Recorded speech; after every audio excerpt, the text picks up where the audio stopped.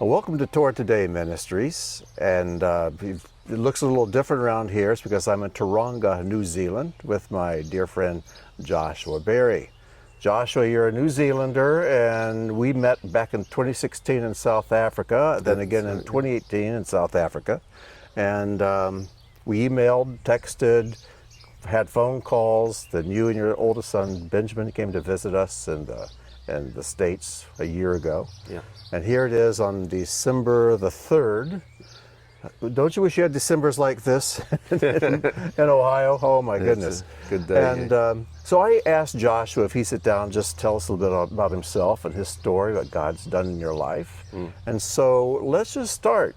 You are originally from New Zealand, but you tell us. Yeah, Tell us about your early days. Yeah, my early days. So I was born in Auckland City, so I'm a New Zealand by birth, and I grew up in a family of 6 in a dairy farm. So my dad was in dairy farming, and he was a businessman.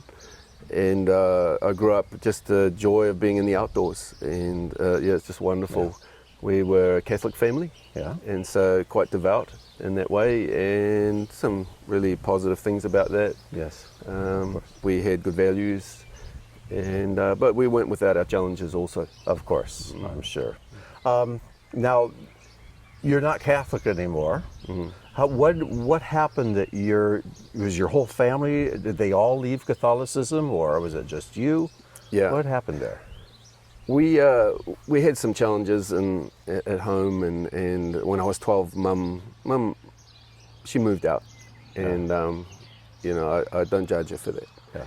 And by the time my older brother, who's 2 years older than me, by the time he was 17, he got born again, a Christian. And Dad said, "Look, we're Catholic here. You're going to have to move out." Oh my! Yeah. So it didn't go down very well. Yeah. So. And I myself later on in my life, at the age of 28, I accepted Christ. Yes. Yeah. Okay. So and that was a real encounter. It was the day I said yes to Christ. I think he said yes to me. Yes. But the day I agreed with that yes, I meant it from in a calm, peaceful way, but with all my being. Yeah, well, how did your life change after that? Well, you see, Grant, when I was young, it wasn't always easy at home. Sometimes things would get out of hand a bit, and I suffered from nightmares most of my life, since my childhood, and horrifying nightmares. A lot of fear, and there was a little bit of domestic things going on, which we don't have to talk about, but it did actually affect me in a tremendous amount of fear, and then it would kind of manifest in accidents. I was accident prone. I was having accidents every few months. I'd be the hospital or stitches or broken arms. So when I was 28, and to answer your question, suddenly I'm having this genuine born again experience. I couldn't wait to get baptized. I mean, I was baptized, and then the Spirit of the Lord filled me. Wonderful. And I was gathered around a family of people that were Baptists. That was in 1996. And some of them were really old school from the revival times of the 70s, and they were full of the Spirit, and in a good way. Yeah. And they love the Word of God, and so they ministered to me life. I was Spirit-filled in the Baptist church. That's on my amazing. knees with tears going down my cheeks while people were drinking tea. After the service. That's how hungry I was for God. Yes. And there was an old lady there that she was a widow. She did counselling, and we got together. And after 3 months of counselling, after years of horror and not being able to sleep through, sometimes things would choke me. It was terrifying.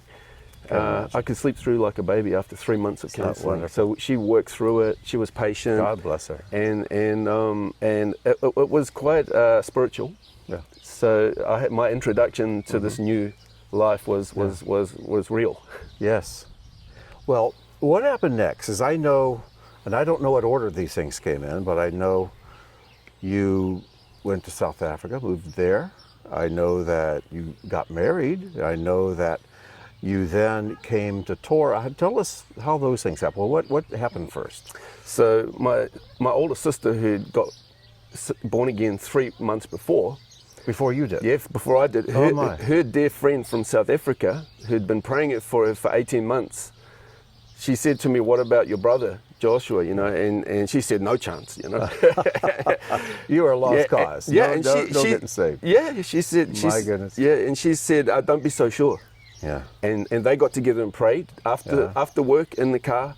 They prayed it through, and within 3 months, I accepted Christ. Oh my goodness. And that same precious lady, I was walking past her with a cup of tea one day, and she looked up. She said, "You're going to go to South Africa. You're going to study for 3 years and meet your wife." Wow. Wow. And so 2 years later, that happened, and I went to South Africa to a training centre at a large church in Pretoria.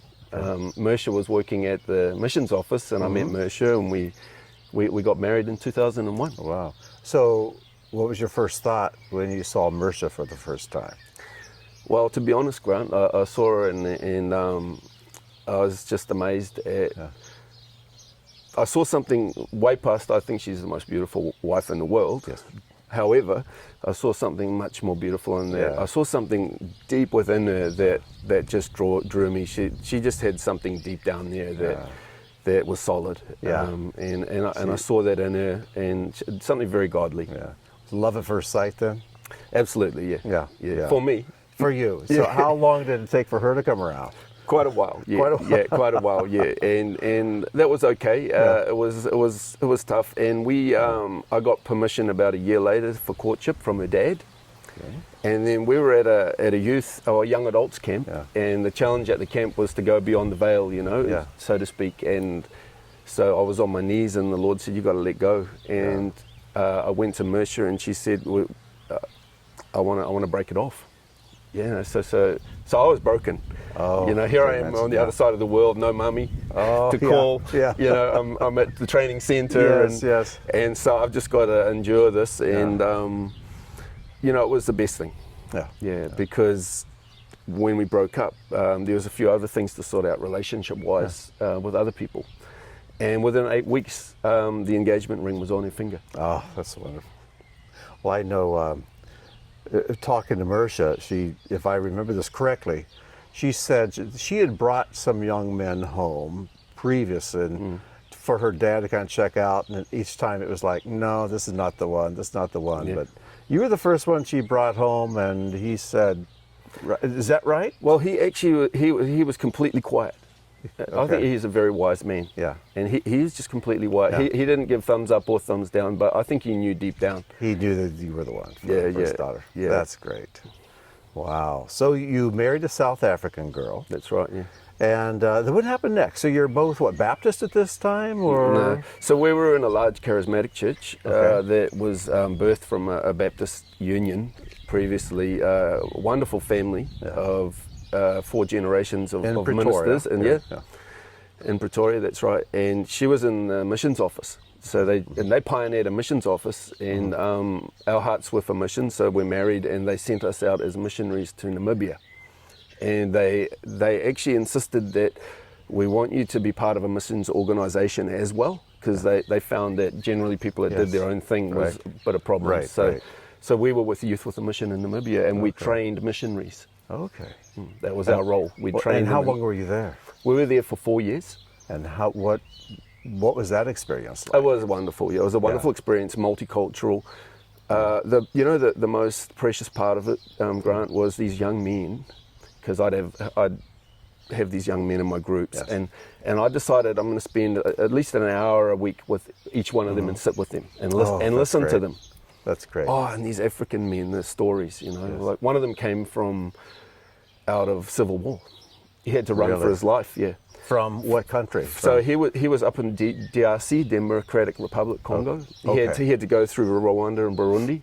Down, my goodness. Down into Tanzania. He had to swim across into Namibia, across the river, the Kunini, and escape, you know. And he made it to a refugee camp, and lo and behold, his sister was there. Oh my goodness. Yeah. God had his hand on his life, didn't he? Yeah. And so his name was Joseph, and And we found Joseph, and we just basically took him in. You know, he didn't have anything really much to give but himself, and just sitting with him and listening to his story. His dad was poisoned, and you know, just the tragedy, but just seeing the power of Christ just ministering into his life, and like the trust. Yeah. Because I'd just tell me a story, and then the next week I'd say, "How's your sister?" You know, and it just. That's discipleship, you know. Yeah, of course. Yeah. And the trust, and now I had these young men and women. Mersha would have the women's group, and they just did everything. We didn't have to do much. You know, if we had to load the truck, they were there. If we had, you know, they were taking the small groups. They were, and we basically in 4 years did ourselves out of a job. They learned by doing, didn't they? There we go. Yeah. That's what disciples are. Yeah. That's wonderful. Now. Your children were born in South Africa, correct? Yeah. 4 children. Yeah. 2 sons, 2 daughters. Yeah. And were you on the mission field when they came along? Yeah. So Benjamin was born in let me see, 2003. Okay. And I remember we went into missions that year. Okay. So we would drive across the Kalahari Desert through Botswana with a Toyota Corolla, but the air conditioning wasn't working properly. So we'd wind the window down and squirt them in the face with water to cool them down. And that was our introduction into missions as a family of 3 with Benjamin. Daniel was born in Namibia. Okay. And now what, 2 years difference? 2 years difference, yeah. So he was born in 2005. Okay. And by 2006, they called us back to the main church again, and they challenged us to step up and plant a church. Okay. In this South is in Africa. Pretoria. And in South Africa, in their network. So they had a large network of churches, and they challenged us to come back, go on the church planting program and plant a church in South Africa, Christian church. Yeah. Oh my. And then, so when did Beulah and Sarah come along? Was that during the church planting? During the phase? So the church planting phase went like this.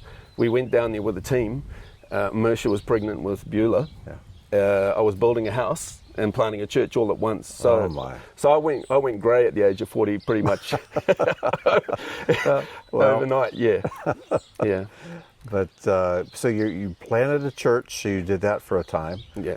And we found it's not us. It wasn't our thing. That wasn't your call. Yeah. No. And it was getting a bit messy in that network. There was some things happening, and there was some things splitting, and so God allowed that sort of rough time to sort of rough us up a bit to get us out of that.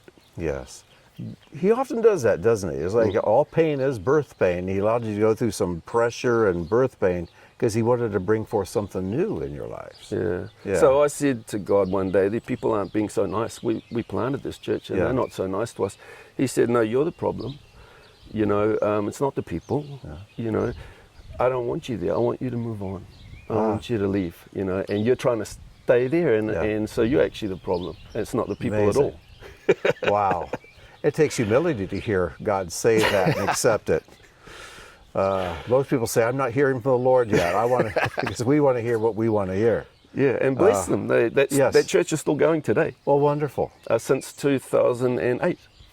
It's just supposed to go on without you there. That's right. So what did he have for you? What came next? We actually always had a heart for missions and cross-culture and traveling and ministry, but now we're raising our children. So I went back to carpentry work and was at home. We had a house, and what happened was we had about 3 years where it was just quiet. There was nothing going on. We tried joining 1 or 2 fellowships, and the Lord smacked my hand, said no, said stop it. Yeah. Not because that's wrong, but it just wasn't for us then. Wasn't for you at that time. And during that 3 years of quietness, he began to speak to me. I was going deep into the Word for myself, hearing his voice, and he said to me, will you Shabbat with me? Will you Shabbat After 3 years, will you come and give me my day, that one day, will you Shabbat with me? What did you think when he? Oh no, I'd say to that voice, no, that's Old Testament. I'm in the New Testament, and so I had this thing going on for about 3 or 4 months. But God didn't give up. He kept persisting. Will you Shabbat with me? And then it hit me. It's a specific date. Yes. He was asking me for, and I said, yes, God, I will Shabbat with you. Yes. And the whole family just got on board. Yeah. When Dad got on board, the family got on board. Yeah. You know what I find fascinating is we always think of Shabbat as a day, which it is, but it's also a verb.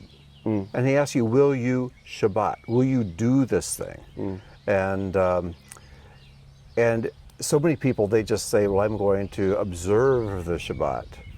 But to do the Shabbat, to make the Shabbat, to actively enter into his rest, that a lot of people miss that for some reason. But you started there with doing Shabbat. We didn't just do it, it was a great joy. Oh, yeah. I mean, the children would be making challah bread and there's flour everywhere and they're so excited. And everybody around you was doing the same thing, right? No. No, we went from unpopular to very unpopular. Oh my goodness! So how did that work out for you? Were you discouraged or? No, not at all, man. We were just on. It was so real. It was almost more real than when I got saved. Isn't that something? Grant, it was so real. I said to Mersha one day, I'm not eating pork. She said, well, we're going to keep eating bacon without... I said, that's fine. Within 3 weeks, I stopped eating pork. Nobody wanted to touch it. Nobody wanted it. But the beautiful thing, Grant, was the festivals. The festivals started, wow, it's like this blossoming tree. This tree started, you know, once I'd gone through that doorway of Shabbat, I just saw this beautiful, like a blossoming tree of just... I can't describe it. Yeah, but the festivals... so wonderful. And then he brings people to help you. Yes. One or two here, and you start trying. People you know, start. Our first ever Passover, our first ever festival, we had just the 6 of us around the table. It was fantastic. That's great. Well, you know, people say time is money, which is a lie. Time is life. Yes. So if your time is according to God's schedule and His calendar, your life takes on an experience of godliness that you can't have otherwise. Yeah. And it's so many people I've met here, they began their walk in Torah with the Sabbath and then the festivals and the Moedim and these appointed times.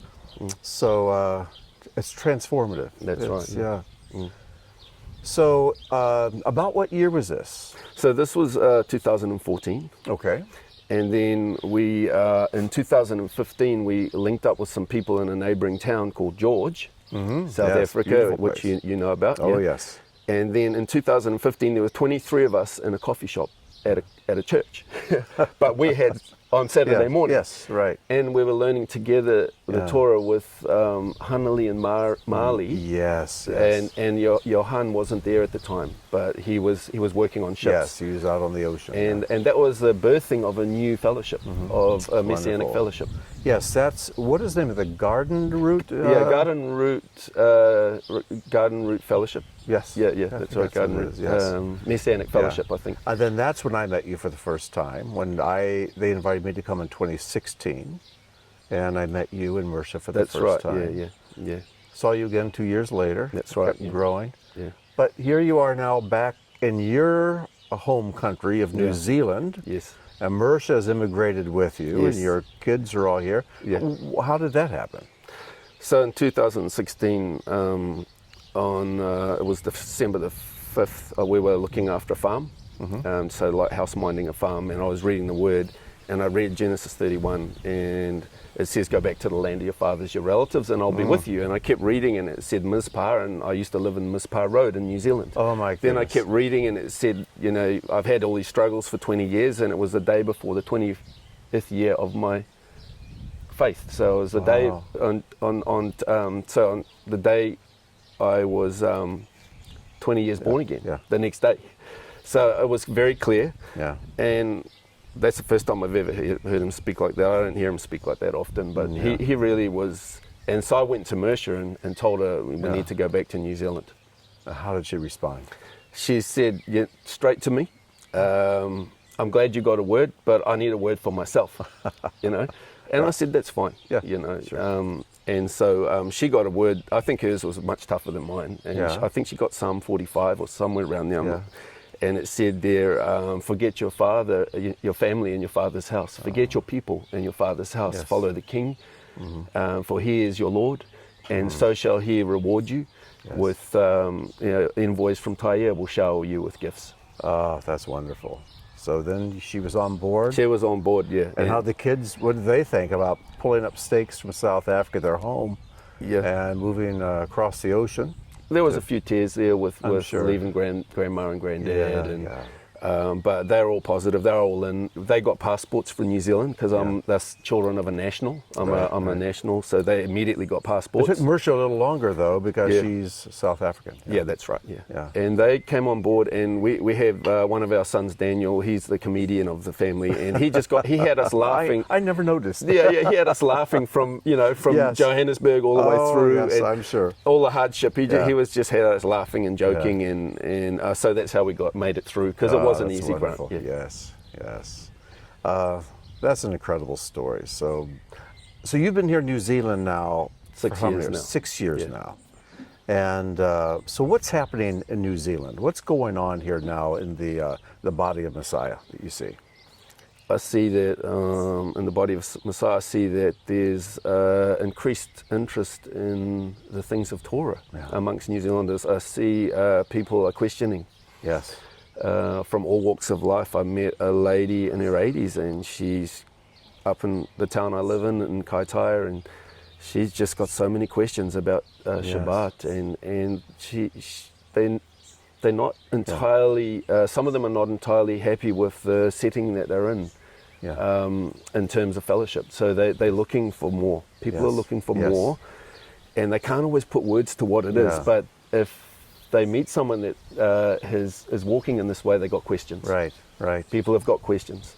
One of the fascinating things that you take for granted, but being from America, coming here, I'm thinking of the first night we met with a group of people in a home, and there were probably 20 people there, and I counted. We went around the room, and there were 10 countries represented in that room with 20 people. Right, yeah. And so everywhere I've gone here, half the people from here, and the other half are from somewhere else. Yeah, that's right. Yeah. And does that make more challenges, having people from all over, or does that make it easier to share your faith? Well, I think I'm a bit biased. My opinion's a bit biased with this, but I think it just makes it so beautiful, Grant. I do too. There's so many cultures. I mean, I've been in youth with the mission, and many cultures from around the world. I just think it makes it more beautiful, and I think that it causes us to make a decision. Am I going to cleave? Or am I gonna give up and throw my arms up? Yes. And so it keeps us on the edge. Yeah. And there's nothing more beautiful than some of the Samoan people, the Maori people. Yes. Yeah. There's Indonesian. There's people from we meet people from Europe, and all There was over the a world. lady, beautiful believer at that first home from Iran. There you go. Iran, And her testimony, what she shared, was just incredible. It really is an amazing thing. Tell us about the Maori people. Those are the indigenous people of New Zealand. Yeah. And you will often point out things, that's Maori, or these people are Maori, and you see some people with facial tattoos. And what's the experience with the Maori people here, and how do they relate to what's going on? I think that, firstly, I want to say that it's a privilege to be here. And I believe that the Maori people have, God's given them a stewardship before even any Westerners were here. Yeah. So I respect that. Yes. And they call this land Aotearoa, which means land of the long white cloud. And for me, that's significant because there was a white cloud above God's people. There was a white cloud, whether it was white or not, there was certainly a cloud of his presence. Yes. So I think that's significant of this nation for they're a prophetic people. When they come to Christ, whether they're Messianic or not, they make the most beautiful believers. Yes, and I got to meet a few, and I agree. They're just so wholehearted and warm, and they're tremendously gifted with music and dance. Yes. And so I count it a privilege to be in this nation, but not a right. Yes. So I hold things lightly, but God has moved my wife and family right up to a place called the Far North, and it's where the original settlers came. But the Maori were here already, so there was treaties made. It's a place of government, and it's a place where there'd been battles. There's been some brutal battles before Europeans came and after. But in saying all of that, we are living among a indigenous people, first people of the land, the Maori people, and it's the 80% population are Maori where we stay, and I love it. Yes. It reminds me of Africa. Uh, So again, I'm right. biased. Yeah, that was preparation for this, wasn't Yeah, it? yeah, it reminds me of Africa, and they have a very different approach to life than your average Westerner. Oh, yes. And they are very family people. They love family. They call it whānau. Family is very important. They are a community people. They understand order in terms of eldership, those kind of things. So there's a lot of beautiful things within the culture that are either currently being redeemed in terms of Christ or are very redemptive. Right. Oh, that's amazing. Well, it has been such a joy to be here. I feel like I'm in the Garden of Eden. Yeah. And for people who don't know this, New Zealand has no predatory animals. There are no poisonous snakes here. The whole place that I've seen, and we've traveled quite a bit of it, is just lush and green and beautiful. Cattle and sheep everywhere. In fact, you might see some sheep over our shoulders. And a lot of farming, a lot of dairy, and it seems like fruit trees and things just spring out of the earth here. It's just it really is a paradise. It's a beautiful place. And so it's a good place to be. It's a beautiful place you have here. God's really blessed you. So in closing, anything, last words you want to that doesn't sound right. Do you have a final message for folks who are watching? Yeah, firstly I want to say thank you to everybody in America and United States that have been praying for us. We've got Grant with us, and it's been such a special time. And what we're seeing is that finally, we've been traveling around and we see people coming together, and that's just so special. So the final message is one thing I learned in Africa, when God calls you to go forward, have no back door. Don't have a back way out. Yes. You won't regret it. If from the smallest thing He tells you to do to the maybe it's something big, maybe it's a testimony for you to just come out your front door, but do it and have no back door. Amen. Follow Him. He will not drop you. He always honors faith. And we've seen that in the last week and a half as we've been traveling around New Zealand. He's been so faithful to bring people together. So I guess you're saying we can actually trust God? He really knows what He's doing? Yeah, I think so. Yeah. I think so too. Well, Joshua, thank you so much, my friend. And it's just been a joy. I'm coming to the tail end of my stay in New Zealand. Been here for over 2 weeks. Yes. Have 5 or 6 days left. And it has just been a joy to be here with you. So thank you so much for sitting down and sharing your life with us. Yeah, you're welcome. Yeah, more than welcome. All right. Well, pray for the Berry family here and for the Messianic community here in New Zealand. And because I know they are praying for us in the U.S. and around the world. So until next time, may God bless and shalom to all of you.